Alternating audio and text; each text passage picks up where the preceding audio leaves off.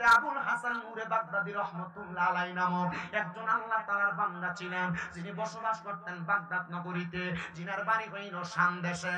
উনি শামদেশ থেকে পড়ালেখা করার জন্য বাগদাদে আগমন করেছে। আবুল হাসান নূরে বাগদাদী উনি কোনো সাধারণ ওলি না। যেই জামানায় সুন্নুন মিশরি, যেই জামানায় সুনায়েত বাগদাদী, যেই জামানায় বড় বড় ওলি ছিলেন, ওই জামানার ওলি হইল হযরত আবুল হাসান নূরে বাগদাদী। আবুল হাসান নূরে বাগদাদী এমনি নূরে বাগদাদী হয় নাই, উনি একটা বাড়িতে তাইকা পড়ালেখা করেছেন। ওই বাড়ির মধ্যে পড়ালেখার অবস্থায় ওনার বাড়ির মালিক রাত্রবেলা ঘর থেকে বের হয়ে দেখে আবুল হাসান যেই ঘরের মধ্যে পড়ালেখা করে তার ঘরের মধ্যে তাইকা আসমান পর্যন্ত একটা নূরের তাজাল্লি দেখা যায়। এবার ওই ঘরের বাদশা মালিক যাইয়া সুনায়েত বাগদাদীর কাছে যে ফরিয়াদ জানায়, হুজুর আমি তো আমার ঘরের বাড়ির যে হুজুরটাকে দেখলাম, ওনার ঘর থেকে একটা নূরের আলো আসমান পর্যন্ত দেখা যায়, আমার মনে হয় এই ছেলেটা কোনো সাধারণ ছেলে না। সুনায়েত বাগদাদী কয়, না না, উনি কোনো সাধারণ ছেলে না। ওনার জন্মের আগে ওনার আব্বা জান ইন্তেকাল করেছে, ওনার জন্মের পরে 7 বছরের মাথায় ওনার আম্মা জান ইন্তেকাল করেছে। কিন্তু ওনার আম্মা জান ওনার জন্মের পর থেকে, যখন থেকে ওনার রক্ত প্রবাহিত হওয়া বন্ধ হয়েছে, এরপর থেকে আর কোনোদিন উনি তাহাজ্জুদের নামাজও কাজা করে নাই। আমরা তো ফজর বলেন, যোহর বলেন, আসর বলেন, মাগরিব বলেন, এশা বলেন, আমাদের 5 ওয়াক্ত নামাজের তো কাজা হয়ে যায়। আর হযরতে আবুল হাসানের মা উনি তাহাজ্জুদের নামাজ কাজা করতেন না, মানে তাহাজ্জুদের নামাজ ছাড়তেন না। এবার বলেন এই নামাজের বরকত আছে না নাই? আপনাদের কি কষ্ট হইতেছে? নামাজটার বরকত আসেনি? আছে। আপনাদের যদি কষ্ট হয় আপনারা ধৈর্যের সাথে বসবেন। কত সুন্দর হইতো যে সবগুলা মানুষ বসতো, তারাই আওয়াজ শোনে না। আপনারা কইেন না, আমি না কইয়ে দিলাম, বলা যাবে না, আপনারা দাঁড়াই আওয়াজ শোনে। মানে সামনে থাকলে দেখে দেখে ওয়াজ করতাম, কারণ তারা আমার দেখে, আমি আর দেখি না। আচ্ছা, যদি ফোলা মায়ের দেখে, মাইয়া যদি ফোলারে দেখে, ফোলা যদি মায়েরা না দেখে, বিয়াটা হইয়া গেল গা, যে বাসরাতে যদি দেয় দেয় ফোলাটা কালা, মায়েরা কালা, তখন তার রুচি লইব গোটার প্রতি। অবস্থা এমন হইলো, তোমরা আমার দেখে চিনবা, কিন্তু আমি তোমার চিনতাম না। আজকে ঢাকা শহরে ঘুরি আর কুমিল্লা শহরে ঘুরি থাকি, হুজুর আসসালামু আলাইকুম, চিনছুন নি হুজুর আমারে? চিনছি না তো, বাড়ি কো? হুজুর কিশোরগঞ্জ। আমি করছুন যে জয় কা, তুই আমার দেখছিস, আমি তোরা দেখছি না? দেখি না হুজুর, তো তোরা চিনলাম কেমন? আমি বিষয় তো এটাই হয়েছে, তোমরা আমার দেখতেছ কিন্তু আমি তোমরা দেখতেছি। মন চাইলে বইও, মন না চাইলে বইয়ার দরকার নেই। আল্লাহ আমরারই কবুল করো, আমিন কর। তোমার যেটা দোষ সেটা করবুনি, আপনারা আসুননি একটু মুহাব্বতে দুরূদ শরীফ পড়েন। আল্লাহুম্মা সাল্লি আলা, মোবাইলটা কি করে সুবিধা?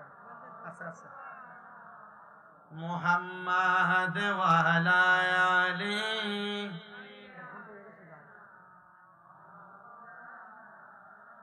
কেউ বড় হয় দনে জনে, কেউ বায়াবার মান সম্মানে, আমরা চাই গো নবীর প্রেমে থাকতে ভরে জীবন ভর। আল্লাহুম্মা সাল্লি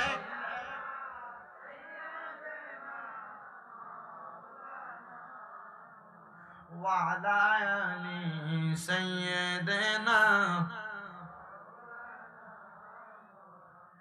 আল্লাহর জুনাত বাগদাদি ডাক দিয়া কয়, জগৎবাসী, এই ছেলেটার মা তার বয়স যখন 7 বছর বয়স ইন্তেকাল করছে, তার জন্মের পরে তার মার রক্ত প্রবাহিত হওয়া বন্ধ হওয়ার পর, মানে সন্তান জন্ম দেওয়ার 40 দিন পর্যন্ত তার মা সময়টা যাওয়ার পর থেকে একদিনও তাহাজ্জুদের নামাজ ছাড়ে নাই, হারাম ওয়াক্ত ব্যতীত। কিন্তু তার মা জননী যখন সে ব্যক্তির 6 বছর বয়স, তখন তাইকা সে তার আম্মা জানলে অনুসরণ করে তাহাজ্জুদের নামাজ পড়ে। আসেন রে বাবারা, আমি আপনাদেরকে তাহাজ্জুদের নামাজের একটু ফজিলত বর্ণনা করি। আমার আল্লাহ কুরআনুল কারীমের মধ্যে বলেন, ওয়া মিনাল লাইলি ফাতাহাজ্জাত বিহি নাফিলাতান লাকা আসা আইয়াবাসাকা রাব্বুকা মাকামাম মাহমুদা। আল্লাহ কয়, নবী আপনি রাতে কিছু অংশে তাহাজ্জুদের নামাজ আদায় করেন, অতি সত্বর আপনাকে মাকামে মাহমুদ, প্রশংসার জায়গা দেওয়া হবে। আমার নবীজি এই আয়াত যখন আমার নবীর উপর নাযিল হইছে, আমার নবীজি মা আয়েশা সিদ্দিকা রাদিয়াল্লাহু তাআলা আনহার সাথে একই হুজরা মুবারকের মধ্যে অবস্থান করতেছে। আমার নবীজি সিজদার মধ্যে যে কান্নাকাটি করতেছে। নবী যখন এশারের নামাজের পর রাইকা নামাজের সিজদা দেয়। আম্মা জান আয়েশা কয় আমার নবীর এত লম্বা সিজদা, এত লম্বা রুকু আর কোনোদিন দিতে দেখি নাই। আমার নবীজি 2 রাকাত নামাজ পুরা রাত্র পর্যন্ত আদায় করে ফেলতেন। কথা কতরা এখনো দাঁড়ায় রয়েছে।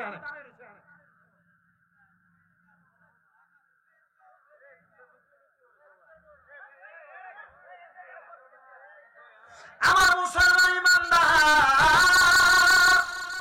এ নবীর উম্মতের দল, আমার আল্লাহ পাক রব্বুল আলামিনের প্যারা হাবিব প্রেমা আয়েশা সিদ্দিকা বলে, নবী গো আপনি নবী 2 রাকাত নামাজ আদায় করেছেন, পুরাটা রাত লেগে গেছে। নবী আমার ডাক দিয়া কয়, আয়েশা, হে আয়েশা, আমার আল্লাহ বলেছে আমি নবী যদি তাহাজ্জুদের নামাজ পড়ি আমারে মাকামে মাহমুদ প্রদান করবে। আয়েশা রে, আমি নবী তাহাজ্জুদের নামাজ পড়া মাকামে মাহমুদ পাবো। আমার উম্মতেরা তো আমি নবীর জন্য পাগল পারা, আমার উম্মতেরা জন্য তো আমার উম্মতেরা তো আমি নবীর জন্য দিবানা। আমার উম্মত যদি আমি নবী দুনিয়া থেকে রওজা মুবারকে যাওয়ার পরে তারা যদি তাহাজ্জুদের নামাজ আদায় করে তাইলে আমার আল্লাহ তাআলা আমার উম্মতের কি প্রদান করবে। আমি কান্দা কান্দা আমার আল্লাহর কাছে দোয়া করেছি। আম্মা জান আয়েশা কয়, নবী গো আপনি তো মুস্তাজাবাতুদ দাওয়াত, আপনি কোন দোয়া করলে আমার আল্লাহ দোয়া ফিরায় না। আমার নবী ডাক দিয়ে কয়, আয়েশা আমার আল্লাহ তাআলা আমি নবীর দোয়া কবুল করেছে। নবী গো আমার আল্লাহ তাআলা আপনি নবীর দোয়া কবুল করে কি বইলা দিছে। আমার নবী ডাক দিয়ে কয়, আয়েশা আমার আল্লাহ তাআলা বলছে আমার উম্মত যদি তাহাজ্জুদের নামাজ পড়া আমার আল্লাহর কাছে কোনো কিছু চায় আমার আল্লাহ উম্মতের তা দান করব। এ পর্দার অন্তরালের মা বোনেরা, আপনার ঘরের মধ্যে শান্তি হয় না, আপনার ঘর থেকে অভাব অনটন যায় না, আপনার ঘরের মধ্য থেকে রোগ বালা মুসিবত যায় না। এ যুবক বিদেশ যাওয়ার চেষ্টা করে যাইতে পারো না, ব্যবসা করেন মুরব্বীরা বরকত হয় না। আমি বলবো 5 ওয়াক্ত নামাজের পাশাপাশি তাহাজ্জুদের নামাজটা আদায় করবেন, দেখবেন আমার আল্লাহ তাআলা অসংখ্য পরিমাণ রহমত, অসংখ্য পরিমাণ বরকত আপনারা দান করবে।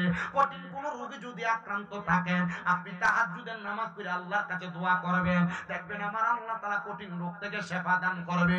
কঠিন কোন বিপদে যদি পড়ে থাকেন তাহাজ্জুদের নামাজ পড়ে আল্লাহর কাছে কান্নাকাটি করবেন, আমার আল্লাহ তাআলা নামাজের বরকতে আপনার বিপদ থেকে উদ্ধার করবে। আপনি যদি দুনিয়ার জমিনের মধ্যে টেনশন বালা মুসিবতের মধ্যে থাকেন তাহাজ্জুদের নামাজ পড়ে দোয়া করলে আল্লাহ দোয়াটা কবুল করবে। এবার হযরতে জুনায়েদ বাগদাদী ডাক দিয়া কয়, এই আল্লাহর বান্দা আবুল হাসানের একটা পাওয়ার হইল, তার মা জননী 6 বছর বয়স থেকে যখন তাহাজ্জুদের নামাজটা আদায় করতেন সেই সন্তান তার মাকে দেখা দেখা তাহাজ্জুদের নামাজ পড়ে। ওই সন্তানের তাহাজ্জুদ নামাজ যখন পড়ে তার নামাজটা আমার আল্লাহর কাছে একাগ্রতার সাথে কবুল হয়ে যায়। সে যখন নামাজ পড়ে তার নামাজের সময় আল্লাহর অসংখ্য পরিমাণ রহমতের ফেরেশতারা তার ঘরে নাযিল হয়। এই জন্য তার ঘর থেকে আসমান পর্যন্ত একটা নূরের তাজাল্লি দেখা যায়। এবার ডাক দিয়া কই, হুজুর এই নূরের তাজাল্লি যেহেতু দেখা যায়, আমার তো স্ত্রীর গর্ভের মধ্যে কোনো সন্তান হয় না, আমার স্ত্রী দুনিয়ার জমিনে কেমন ভাবে চলাফেরা করে, আমি কত চিন্তা করলাম আমার স্ত্রীর কেন সন্তান হয় না, আল্লাহর কাছে কত দোয়া করলাম, আল্লাহ তো আমাদেরকে একটা সন্তান দান করে না। এখন এনা ডাক্তার বাইর হইছে, ডাক্তার বাইর হইয়া কত রকমের চিকিৎসা বের করছে, স্বামীর দোষ না স্ত্রীর দোষ এটা ডাক্তার বলতে পারে, কিন্তু মুসলমান ও নবীর উম্মতের দলেরা একটু অন্তরের কানটা লাগাইয়া বয়ানটা শ্রবণ করবেন, তখন কিন্তু স্বামী স্ত্রীর দোষ বাহির করা যাইতো। মানে এখন যে যুগ আসছে, স্বামীর যদি সমস্যা হয় ডাক্তার বলতে পারতেন যে স্বামীর সমস্যার কারণে বাচ্চা হচ্ছে না, স্ত্রীর সমস্যা হলেও ডাক্তার বলতে পারেন যে স্ত্রীর সমস্যার কারণে বাচ্চা হচ্ছে না, এগুলো কিন্তু আল্ট্রাসোনোগ্রাফির মাধ্যমে বলা যায়। কিন্তু তখন সেই সমস্যার সমাধান ছিল না।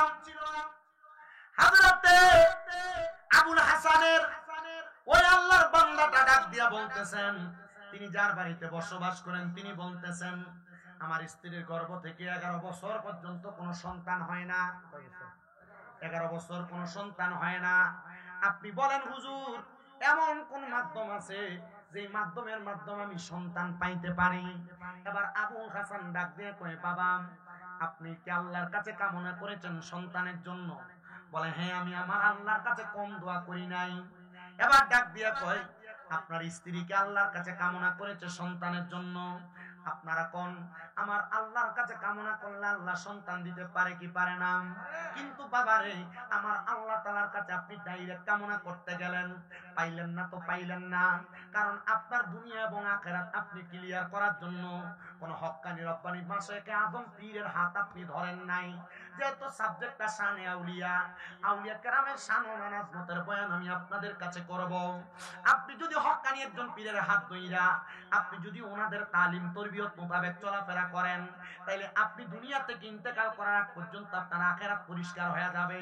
কারণ আপনি দুনিয়াতে আখিরাতকে সুন্দর করার জন্য আপনি কাজকর্ম করেছেন। এই জন্য আশিক বলে, ওরে চাইলে কেউ পীরের বস্তু নাহি নিতে পারে, আবার উপযুক্ত হইলে রে দয়াল কান্দিয়া নে কাছের তারে, কান্দিয়া নে কাছে আর জোর করিয়া দিবে তোরে, জোর করিয়া দিবে তোরে ববে যত প্রেম জ্বালা।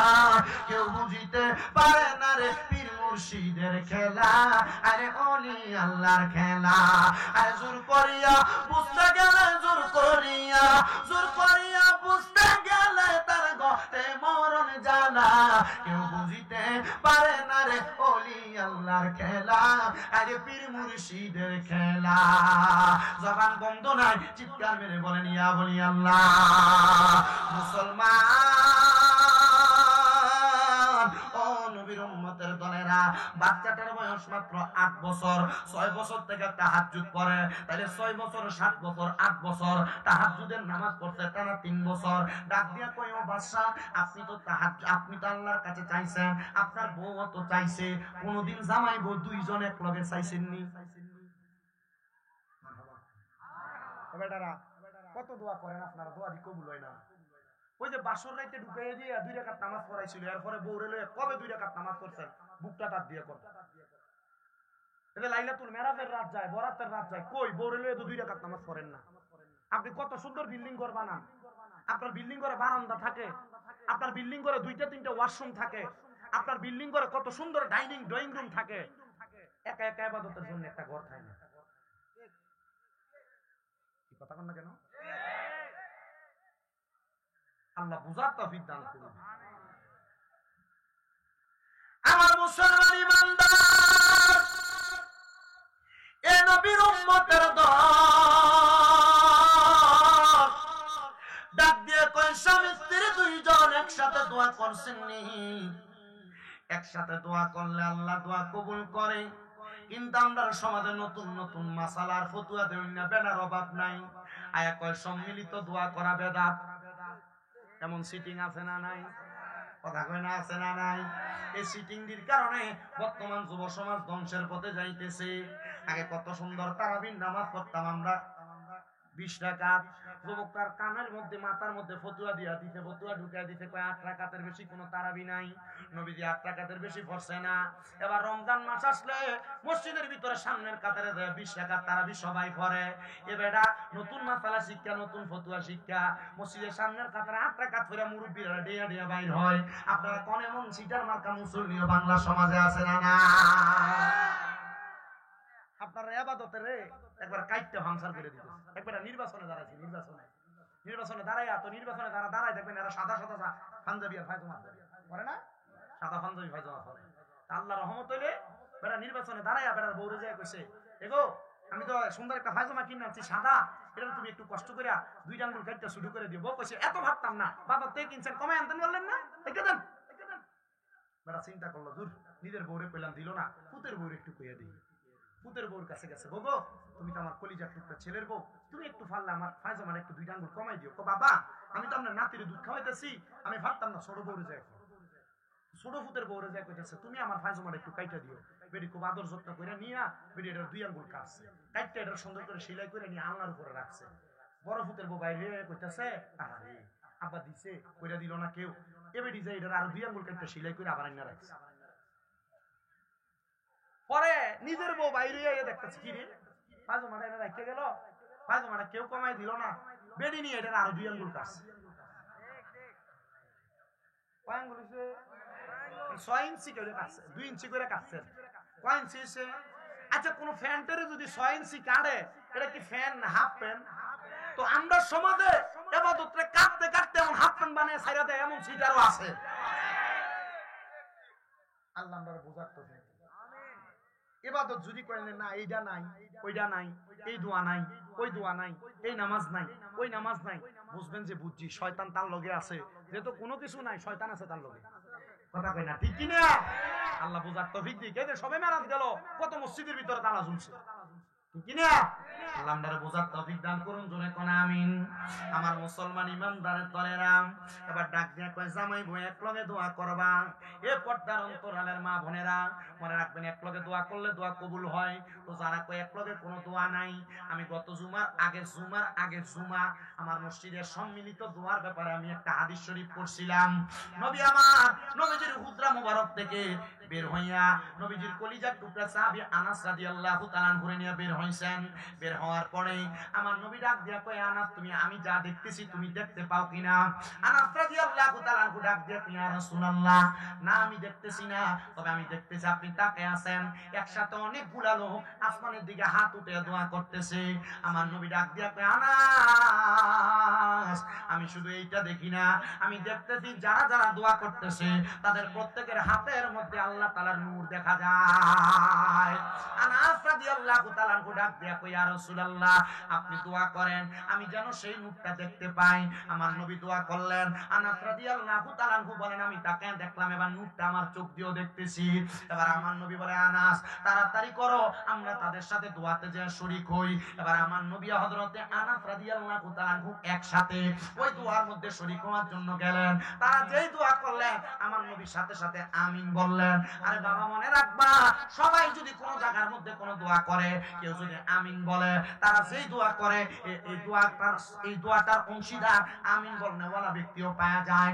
এবার রাহমাতুল লিল আলামিন নবীর এই হাদিসে মুবারাকা আনাস রাদিয়াল্লাহু তাআলা বর্ণনা করতেছে, আমরা যে জায়গার মধ্যে দেখলাম অনেকগুলা মানুষ একসাথে দোয়া করে, তারা দোয়া করতেছিল, তাদের এলাকার মধ্যে বৃষ্টি নাই, খরা লাগছে, তারা দোয়া করছে আল্লাহ যেন তাদেরকে বৃষ্টি প্রদান করে। আর আমার নবী আমিন আমিন বলেছে। আমরা এখান থেকে মসজিদে নববীতে যাওয়ার পর একটানা 7 দিন পর্যন্ত বৃষ্টি হয়েছে। তার মানে বোঝা যায় একসাথে অনেক ব্যক্তি দোয়া করলে দোয়া কবুল হয়ে যায়। এজন্য সবাই একসাথে বেশি বেশি করে দোয়া করবেন। কোন জায়গায় দোয়া হইলে দাওয়াত দিক আর না দিক দোয়াতে শরীক হইবেন। মনে রাখবেন একসাথে দোয়া করলে দোয়া কবুল হয়ে যায়। এবার আল্লাহর ওলি হযরতে আবুল হাসান ডাক দিয়ে বলতেছে, এ বাবা আপনি কি দোয়া করেছেন আপনার স্ত্রীকে নিয়ে? বলে না। বলে আজকে থেকে আপনি তাহাজ্জুদের নামাজ পড়া আপনি এবং আপনার স্ত্রী একসাথে আমার আল্লাহর কাছে দোয়া করবেন, আল্লাহ যেন আপনাদেরকে সন্তান দান করে। বাড়ির মধ্যে যাইয়া আল্লাহ পাক রব্বুল আলামিনের বান্দাটা স্ত্রীকে ডাক দিয়া বলেন, স্ত্রী এতদিন তো আমার সন্তান হয় না, তোমাকে আমি দোষ দিতাম, তোমার সন্তান হয় না তুমি আবার আমাকেও দোষ প্রদান করতা, কিন্তু না না না, মনে রাখবেন স্বপ্নে তাকেই দেখানো হয় যাকে স্বপ্ন দেখাইলে কবরবাসী উপকৃত হবে। আপনি যখন কাউকে স্বপ্ন দেখবেন সাথে সাথে ওযু কইরা আল্লাহর কাছে দোয়া করবেন, আল্লাহ যারা আমি স্বপ্ন দেখলাম তুমি তারা মাফ করে দাও। বলে কেন কেন? বলে স্বপ্ন দ্রষ্টা ব্যক্তি দোয়া করলে যাকে স্বপ্ন দেখে ওই ব্যক্তির দোয়া ওই ব্যক্তিকে আল্লাহ তাআলা তার দোয়ার বরকতে মাফ করে দেয়। আল্লামা ইবনে সিরিন তার স্বপ্নের তাবিরের কিতাবের প্রথম দিকে এই কথাটা লিখে দিয়েছেন। এবার সন্তান ডাক দিয়া কয়, আমি যখন তাহাজ্জুদের নামাজ পড়া আমার আম্মা আব্বার মরার পরে কবর অবস্থা সম্পর্কে জেনেছি, আমার কাছে বড় ভালো লেগেছে। হাই রে বৈশাখালীর কত সন্তানেরা তাদের মারে কবর দেশে শোয়া দিয়ে আসছে, তাদের বাপরে কবর দেশে শোয়া দিয়ে আসছে, তার মায়ের খবর জানে না, তাদের বাবার খবর জানে না। সন্তান পুকুর পাড়ে বাঁশমুড়ার নিচে যে আম্মারে শোয়া দিনা, কই তোমার আম্মা তো এখন আর তোমার সন্তান বলে ডাক দেয় না। একটাবার কি চিন্তা করেছো তোমার মা জননী দুনিয়াতে থাকা অবস্থায় বড় কষ্ট করে তোমার মানুষের মতো মানুষ করেছে, তোমার আম্মা জান তোমার জন্য বড় কষ্ট করেছে, আজকে ওই মা দুঃখিনী অন্ধকার কবরে কেমন আছে তুমি জানো না। এই জন্য তো আসে শুনে শুনে লাগতেছে, ওরে 3.5 হাত গর্তে ফেলে কেমন করে আইলা চলে, তোমার বাড়ি আইতে দেরি হইলে যে মা ঘুমাইতো না,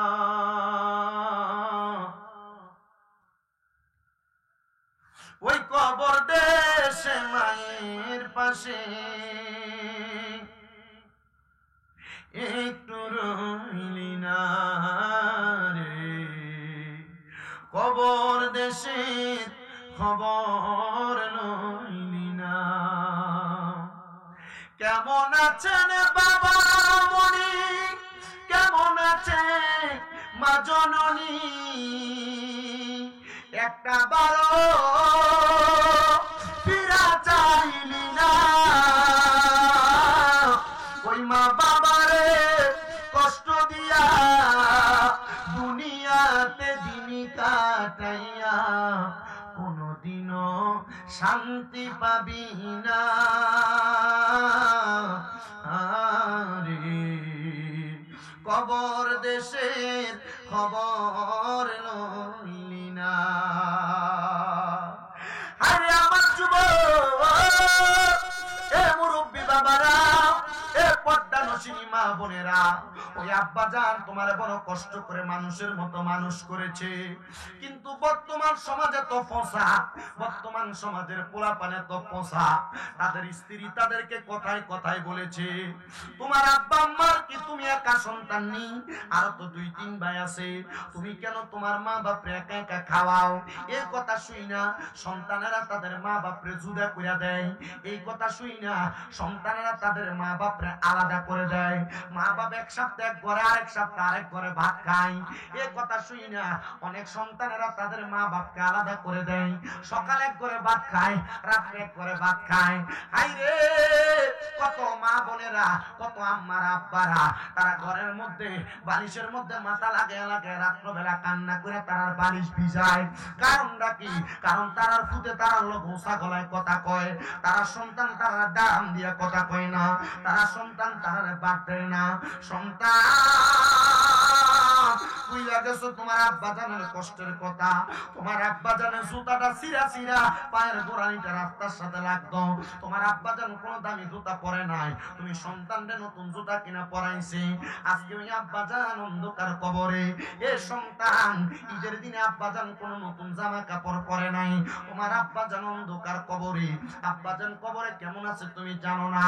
আইরে তোমার কাছে টাকার অভাব নাই, কিন্তু তোমার আব্বার বড় অভাব, আব্বা জানলে 1000 টাকা দিয়ে একটা দামি লুঙ্গি কিনা পাঞ্জাবি কিনা পরাইতে পারো না। এ সন্তানের দল, তোমার আম্মা জান অন্ধকার কবরে। মনে আসেনি তোমার মা কাপড় রাস্তার মধ্যে 10-20 টাকা বাইন্দা রাখতো, তুমি সন্তান কই টাকাটা মা জননী খুইলা দিয়া দিত, কিন্তু মা নিজের কাপড়টারে সেলাই করে করে পরতো। হাইরে আজকে তোমরা সন্তানের কাছে কত টাকা, কিন্তু তোমাদের মা দুঃখিনী দুনিয়াতে নাই, ওই মা দুঃখিনী অন্ধকার কবরে। ওই আম্মা আব্বারে অনেক সন্তানেরা বাদ দেয় না, আম্মা আব্বারে কষ্ট দেয়, আম্মা আব্বারে ধমক দেয়। দেরে আমার মহিষাকালীর যুবক, দেরে আমার মুরব্বী বাবারা, তোরা পাও আমার সামনে দে, আমি আমার জিব্বা লাগাইয়া তোমরা পাও পরিষ্কার করে দিব।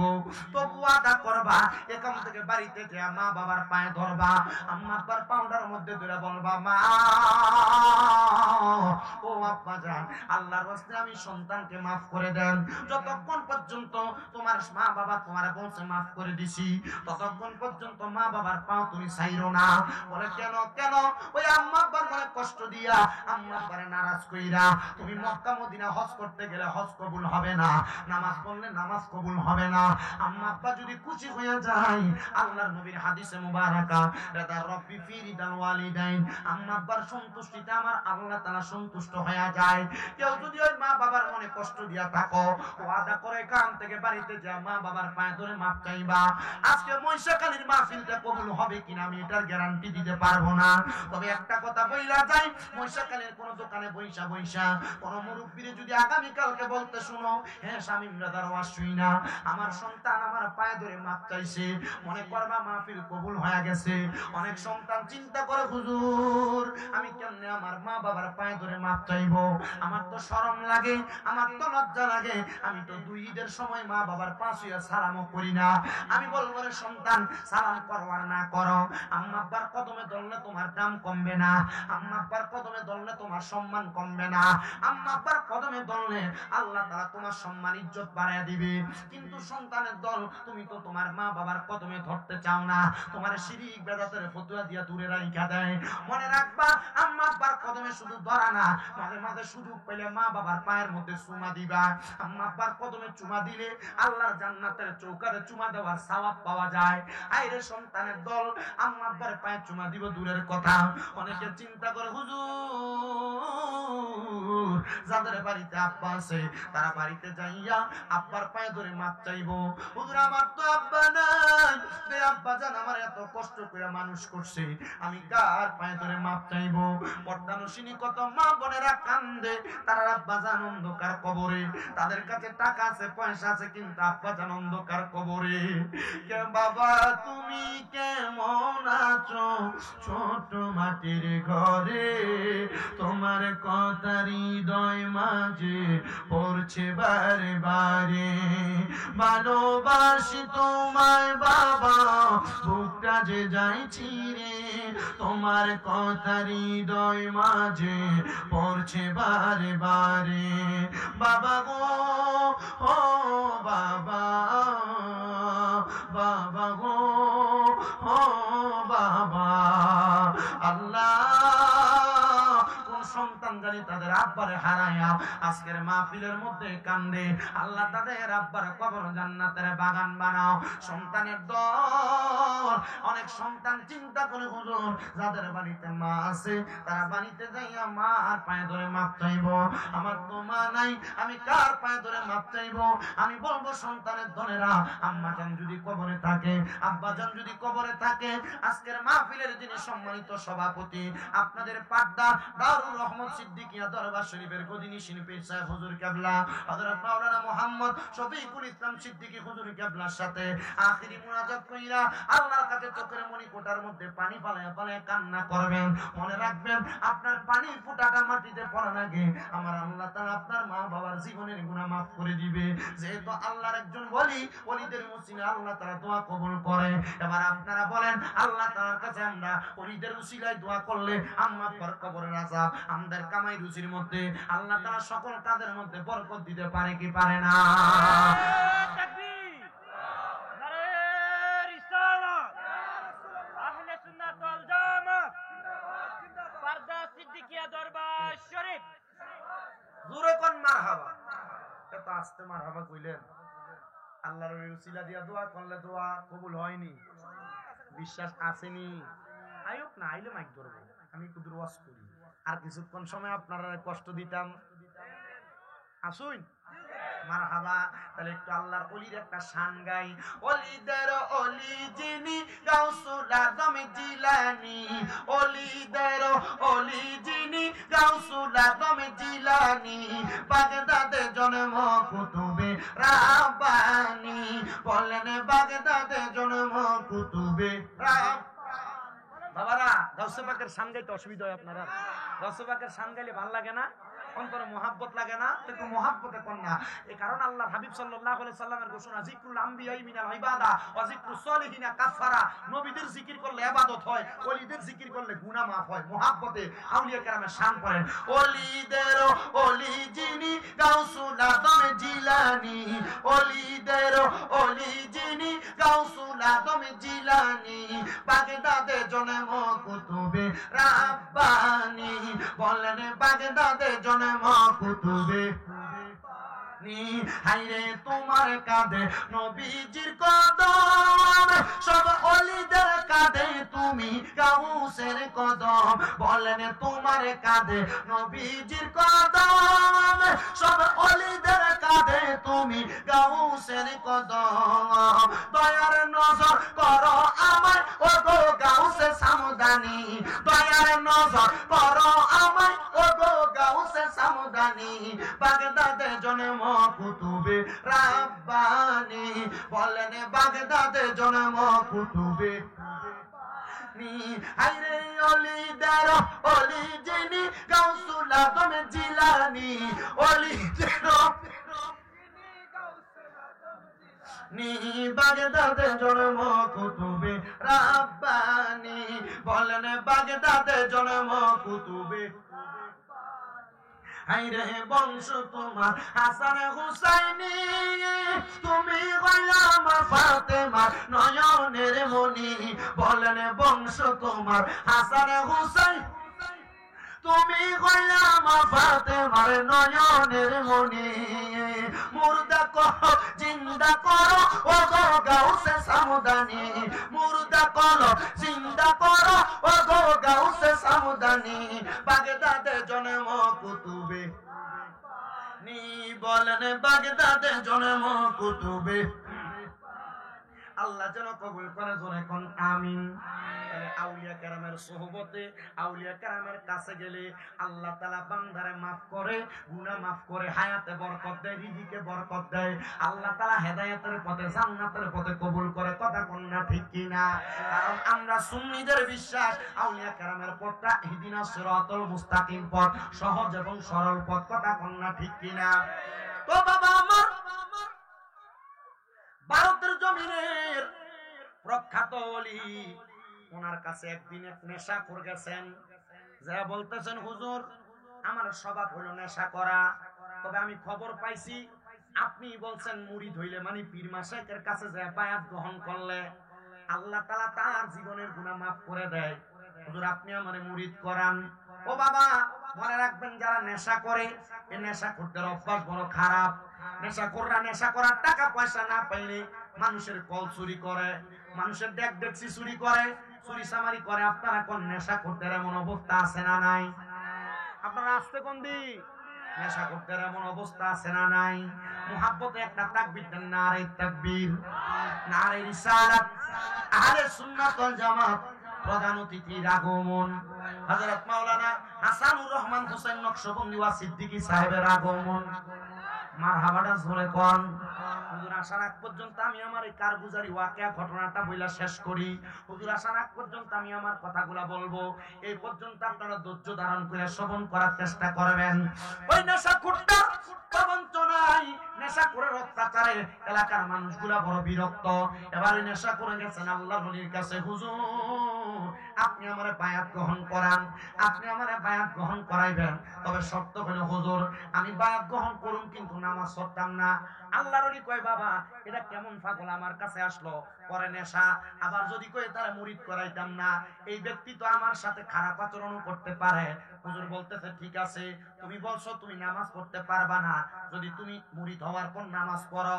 আল্লাহর ওলিদের হিকমত এবং তাদের জবানের কথা এটা কেউ বুঝতে পারে না, বোঝার জন্য আলাদা রকমের ক্ষমতা এবং পাওয়ার লাগে। কথা কোন না ঠিক কিনা? ডাক দিয়ে বলতেছে কারণটা কি?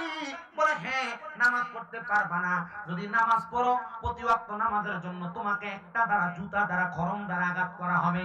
বলছে হুজুর আমি এমনই তো লোক টোকায় যার কাছে আমি বায়াত গ্রহণ করতাম, যেই ব্যক্তি আমারে নামাজের কথা বলবে না। তবে হুজুর বলে শর্ত হইল নামাজ যে তো পড়তে পারবা না, আমি তোমার একটা তালিম দেই বায়াত গ্রহণ করার কারণে। তুমি একটা জিকির করবা, যে জিকির হলো লা ইলাহা ইল্লাল্লাহ। হাদিস শরীফের মধ্যে রাসূল পাক বলেছেন আফদালু যিকরি লা ইলাহা ইল্লাল্লাহ ওয়া আফদালু দুআই আলহামদুলিল্লাহ। সবচাইতে উত্তম জিকির হলো লা ইলাহা ইল্লাল্লাহ, সবচাইতে উত্তম দোয়া হলো আলহামদুলিল্লাহ। তুমি বলো এই জিকিরটা করতে পারবানি? হুজুরের কথা মোতাবেক ওই নেশাখোর ব্যক্তিটা ডাক দিয়ে কই হুজুর আপনার কথা মোতাবেক আমি জিকিরটা করতে পারবো, আপনি আমারে বায়াত করান। হুজুর বলে তোমার বায়াত হয়ে গেছে, তুমি যেহেতু আমার সাথে ওয়াদাবদ্ধ হয়েছে এটাই বায়াত। মারহাবা, আরো জোরে কয় না মারহাবা। ডাক দিয়া কয় বাবা যাও তাহলে চলে যাও। এবার নেশাখোরটা যাওয়ার পর হুজুর বলতেছেন এখন যেহেতু আমি নেশাখোরটা আমার কাছ থেকে দূরাইছি, আমি আল্লাহর কাছে দোয়া করলাম আল্লাহ এই ব্যক্তিটা তো খারাপ মানুষ, নেশা করে, তার যন্ত্রণা এলাকার মানুষ বড় নিস্তব্ধ। আল্লাহ তুমি যদি হেদায়েত না দাও, হেদায়েতের মালিক আর কেউ নাই, হেদায়েতের মালিক কে? আল্লাহ। আল্লাহ তুমি তারে হেদায়েত নসিব করো, আল্লাহ তুমি তারে হেদায়েত নসিব করো, আল্লাহ তুমি তারে হেদায়েত নসিব করো। আল্লাহর ওলিদের এমন খাসিয়ত ওনাদের ইবাদতের কারণে, আল্লাহর ওলিদের ইবাদতের পাওয়ারের কারণে, ঈমানের পাওয়ারের কারণে তারা কোনো দোয়া করলে আল্লাহ তারা দোয়া ফিরায় না। কারণ হাদিসে মুবারাকার মধ্যে দেখলাম আল্লাহর কোন বান্দা যখন আল্লাহ তাআলার বেশি নফল ইবাদত করে এটার বান্দা থাকে না, এটা বান্দা থেকে আল্লাহর বন্ধু হয়ে যায়। আল্লাহ পাকের পেয়ারা হাবিবের হাদিসে মুবারাকার মধ্যে বলতেছে ওই বান্দা যখন বান্দা থেকে বন্ধু হয়ে যায় তখন বান্দার হাত আর বান্দার হাত থাকে না, এটা স্বয়ং আমার আল্লাহর কুদরতি হাত হয়ে যায়। বান্দার চোখ তখন বান্দার চোখ থাকে থাকে না, এটা আমার আল্লাহ তাআলার কুদরতি চোখ হয়ে যায়। বান্দার জবান তখন বান্দার জবান থাকে না, এটা আমার আল্লাহ তাআলার কুদরতি জবান হয়ে যায়। এ মুসলমান, এ নবীর উম্মতের দলেরা, এবার আল্লাহর বান্দাটা আল্লাহ ওলির কাছ থেকে তালিম নিছে। নামাজ পড়তে পারতো না, জিকির করতে পারবো। জিকিরের নাম লা ইলাহা। আস্তে আস্তে কর, মনে হয় যে একবার উদয় গেছে। জিকিরের নাম লা ইলাহা। আরে আমি না নরম গরম, হুজুর আইতাছে না, একটু মুহাব্বত একটু কইতে হবে। হুজুর আইলে তো না আপনারা দেখলে শান্তি পায়। মারহাবা কোন। আমি আইয়াম না যে অবস্থা দেখছিলাম, মাশাআল্লাহ। এই আল্লাহর ওলিরা যদি হুজুরে দেখতো, আমি চিন্তা করি হুজুর ওয়াজ করতো না। আলহামদুলিল্লাহ জিকির আজকার মুনাজাত দিয়ে আপনারা গোলাইছি। আল্লাহ কবুল করার জোরে কোন আমিন। বিরিয়ানি খাওয়ানোর মানুষের তো দরকার আছে, কারণ তার দ্বার আগে ওই শেষ রেডি হয়ে গেছে। আল্লাহ যেন কবুল করে জোরে কোন আমিন। ওই পাগলটা তালিম দিছে, নামাজ পড়তে পারবে না, তবে জিকির করতে পারবে। বলেন না তালিমটা ভালো না খারাপ? ভালো তালিম। যেহেতু তালিম দিছে, একটা একটা করলে না আরেকটা শিখবো, একটা করতে করতে আরেকটা শিখবো। ডাইরেক্ট তো সন্তান গর্ভ থেকে আইসা বাবা ডাকে না, সন্তান তো দুনিয়াতে আস্তে আস্তে আস্তে আস্তে করে শিখে। এবার ওই বান্দাটা নেশা করার নেশা করে, কিন্তু আল্লাহর ওলির দরবার থেকে ওই দিন নেশা করার জন্য মদের বাটিখানায় যায়, দেখে রাত্র বেশি হয়ে গেছে, মদের বাটিখানাটা বন্ধ। ওই দিন আর নেশা করে নাই। কি করে নাই? ওই দিন নেশা না করতে পারে চিন্তা করলো, আমি যেহেতু বায়াত গ্রহণ করেছি, আমি এখন বাড়ি যাওয়ার আগ পর্যন্ত লা ইলাহা ইল্লাল্লাহ জিকির করব। নামাজ না পড়তাম না, আজকে যেহেতু নেশা করতে পারি নাই, লা ইলাহা ইল্লাল্লাহ জিকির করতে করতে বাড়িতে গেছেন। ঘরের দরজা খুলে দিছেন স্ত্রী। স্ত্রী স্বামীর এমন আচরণ দেখে বড় অবাক। কিরে, আমার জামাই তো নেশা করতো, কিন্তু এখন আমার জামাই আর নেশা করে না। ও বাবা, কোন স্বামী যদি নেশা করে, বদ কাজ করে, স্ত্রীর এটা পছন্দ না। আপনারা অনেকে সিগারেট পান করেন, সিগারেট খাওয়ার কারণে আপনাদের স্ত্রী রাত্রবেলা বিছানার মধ্যে অন্যদিকে মুখ ফিরে শুয়ে থাকে, কারণ সিগারেট খোরগুলা বিড়ি করে মুখের ভিতরে যে গন্ধ, গুয়ের গন্ধের সেটা আরো বালা। কথা কয় না? আপনার বউ যে আপনার খাত থেকে লাথি দিয়ে ফেলায় না, এটা আপনার হাজার কপালের ভাগ্য। কিন্তু আপনি সিগারেটটা পান করেন, সিগারেটটা খান। বাবার আল্লাহর দোহাই লাগে, রহমতের নবীর ঘোষণা, তোমরা যদি দুনিয়াতে জাহান্নামী মানুষ দেখতে চাও, তাদের দিকে তাকাও যাদের জীবিত অবস্থায় মুখের মধ্যে আগুন দেখা যায়। আমি খেয়াল করে দেখছি, জীবিত অবস্থায় মুখের মধ্যে আগুন শুধু সিগারেট খাওয়ানোর মুখে দেখা যায়। আপনারা কোন এমন অবস্থা আছে না নাই? এ মুসলমান, আমি এটাকে হারামও বলি না, আমি এটাকে নাজায়েজও বলি না, আবার জায়েজও বলি না। আমি আপনাদেরকে হিরিক দিয়া গেলাম, মন চাইলে খাইবেন, না চাই না, মন চাইলে ছাড়বেন। এ নবীর উম্মতের দল, আশিক রাসূল ভাই বাবারা, এবার আল্লাহর বান্দা যখন নেশা না কইরা বাড়ির মধ্যে গেছে, বউ বড় অবাক। ইনি চিন্তা করলো, আমার স্বামী তো মদ খায়, আমার স্বামী তো নেশা করে, আমার স্বামীর এমন অবস্থা দেখে আমার কাছে ভালো লাগতেছে। মহিলা রাত্রবেলা আনন্দে আর ঘুমায় না। জামাই ভালো হয়ে গেছে, আজকে মদও খাইছে না। কোনদিন নেশা করে যখন আসে, ঢুলতে ঢুলতে বিছানাতে পড়ে, জুতো খোলে না। আজকে আমার স্বামী কত সুন্দর। স্ত্রী কি খুশি না বেজার? জামাই বালা, বউ দেখতে পারে। কথা কোন ঠিক কিনা? তবে হ্যাঁ, কোন বউ যদি এটা যদি মনে করেন যে শয়তান মার কয়, বলে হুজুর বউ কেমনে শয়তান মার কয়? না, মহিলারা আসলেই ভালো, কিন্তু আল্লাহ তাদেরকে হযরত আদম আলাইহিস সালামের বাম পাজরের বাঁকা হাড্ডি দিয়ে বানাইছে, তো এরা মাঝে মাঝে বাঁকা হয়ে যায়। তবে এরা বাঁকা হওয়ার তিন কারণ। কয় কারণ? মহিলারা বাঁকা হওয়ার কয় কারণ? মহিলারা ঘাউরামি করার কয় কারণ? তিন কারণ। এক নম্বর কারণ, তাদের জামাই যদি পরকিয়া করে, তাদের জামাই যদি তাদের সামনে অন্য কোন নারীর প্রশংসা করে, তাদের জামাই যদি নেশা করে, তাদের জামাই যদি বদকাজ করে, ওই মহিলা তার সংসার অশান্তি করে। দুই নাম্বার, ওই মহিলা যে ঘরে বিবাহ হয়ে আসছে, তার শ্বশুর শাশুড়ি যদি তারা নিজের মেয়ের মতো না মনে করে, তাহলে ওই মহিলা পরিবারে অশান্তি করবে। তিন নাম্বার, ওই মহিলা তার মায়ের কুপরামর্শ অশান্তি করবে। অনেক মহিলার মারা তারা তোর জামাই কি কামাই করে না করে এটার খবর রাখিস, তো তোর ভবিষ্যৎ শেষ হয়ে যাবো। সে তার মা বাপের সবকিছু দিয়ে দিব, তোর কিছু দিত না। তখন মহিলা যখন তার স্বামীর ইনকামের ইন্টারফেয়ার করতে যায়, তখন তার সংসার ভাঙে। কথা কোন ঠিক কিনা? আল্লাহ দোহাই মা বোনদের কাছে আবদার, স্বামী কি কামাই করে তোমার হিসাবের দরকার নাই। তোমার খাবার, তোমার সন্তানের ভরণ পোষণ আদায় করে কিনা তুমি দেখবা। তোমার শ্বশুর শাশুড়িকে তুমি তোমার মা বাবার মতো সম্মান করবা।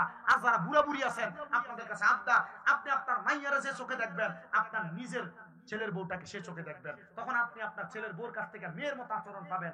আপনার সংসার অশান্তি হবে না। কারণ কোন ঘরের ভিতরে যদি ছেলের বউ, যদি কোনো বউ যদি অশান্তি করে, এই পরিবারটা জাহান্নামের মতো হয়ে যায়। আবার যদি বউটা ভালো করে, এই পরিবারটা জান্নাতের একটা সুশীতল জায়গা হয়ে যায়। আল্লাহ আল্লাহ এমন একটা একটা পরিবার প্রত্যেকটা মানুষকে দান করেন, যে পরিবারের মাধ্যমে তারা প্রশান্তি লাভ করতে পারে। কারণ এই পরিবারের অশান্তির কারণে অনেক মানুষ ফাঁসি দেয়, অনেক পুরুষ ট্রেনের তলে মাথা দেয়, অনেক মানুষ রাস্তাঘাটে গাড়ির তলে পড়ে মারা যায়, অনেক ব্যবসায়ীরা ঘুম অবস্থায় মারা যায়, একমাত্র টাকার টেনশনে না, পরিবারের টেনশনে। আপনাদের কাছে আবদার, পারিবারিক টেনশন যেন না হয় এমন ভাবে চলার চেষ্টা করবেন। আর নারী মানুষ এরা ঘাউরা মানুষ, এরা একটু বাঁকা হাড্ডি দিয়ে তো বানাইছে, মাঝে মাঝে ঘাটতেরা করবে, একটু ছাড় দিয়ে। আল্লাহর হাবিব বলছে, তোমরা তোমাদের নারীদেরকে মা বাবার নাম তুলে গালি দিও না। ইয়া রাসূলুল্লাহ, কেন? বলে আমি নবী মহিলাদের বাবা। চিন্তা করেন, আপনি যদি আপনার স্ত্রীকে অমুক মারানি জি করে গালি দেন, গালিটা রহমতের নবীর উপরে যায় পড়ে, আর মহিলারা সব সহ্য করে, তার মা বাপের গালি দেন সহ্য করে না। যখন আপনি গালি দেন আপনার স্ত্রীকে, তখন আপনার স্ত্রীর মনটা বেদার হয়ে জায়গা, তখন আপনার প্রতি নারাজ থাকে, রাত্রে ঘুমাইতে যান, খাটে অন্যদিকে মুখ ফিরিয়ে ঘুমায় থাকে, মাঝখান দিয়ে বালিশ দিয়ে দেয়। আসতে কইলেন কেন আপনারা? কথা কি ঠিক না বেঠিক? রাসূল বলেছেন শুধু গালি না, তোমাদের স্ত্রী যদি মাঝে মাঝে কোনো অন্যায় করে, তোমরা তোমাদের স্ত্রীদের মুখের মধ্যে আঘাত করো না। আর আপনার বউ যখন অন্যায় করে ঠাস করে গালে একটা শটকনা মারেন। রাসূল বলেন শুধু তাই না, কেন মারবা না? তোমাদের স্ত্রী তোমাদের জন্য সাময়িক সময়ের মেহমান মাত্র, তোমরা তাকে মেহমানের মতো আদর যত্ন করবা। আর আমরা বেড়া মানুষ, মাশাআল্লাহ গো, আমরা যে একটু থেকে একটু হলে বুরুম করে ফিট বেড়াই ফুটছালা। কথা কন না কেন? কিছু কি খিসে না? আল্লাহ আমাদের বোঝার তৌফিক দান করুক। আর মা বোন, আপনাদের কাছে আবদার, আপনারও যে একটা স্বভাব, আপনারা ঘরে হাসেন না, অন্যখানে দাওয়াত খাইতে যান, তখন